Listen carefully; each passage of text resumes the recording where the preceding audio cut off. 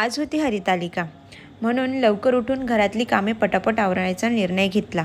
तर सुंदर अशा चहाने दिवसाची सुरुवात केली आणि तोपर्यंत आमची गोडुली पण उठली होती आणि उठून मस्त ह्या व्ह्यूसोबत ब्रश पण करत होती. ती तिकडे ब्रश करत होती म्हणून म्हटलं मी इकडे चला लवकर फरशी पुसून घेते.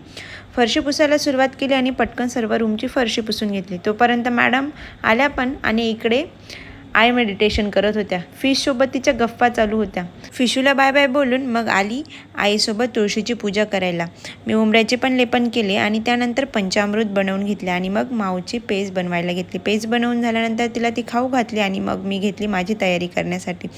साधीशी अशी छान सुंदर नवीन साडी घालून मी मस्त छान तयार झाली.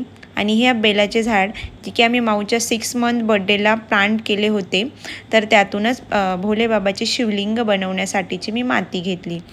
हे सर्व करण्यापूर्वी मी माऊला आंघोळ घालून मस्त तिला झोपवून दिले होते. तर ती शांत झोपल्यानंतर मस्त मी पूजा करायला सुरुवात केली.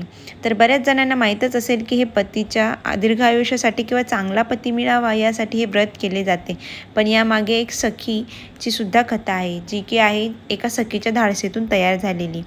पार्वतीचे मनाविरुद्ध लग्न जेव्हा तिच्या वडिलांनी जमवले तेव्हा पार्वतीच्या सखीने तिचे हरण केले आणि तिला ही व्रत करण्यास सांगितले आणि त्यानंतरच भगवान शंकरांनी वरदान देऊन माता पार्वती आणि शंकरांचा विवाह झाला.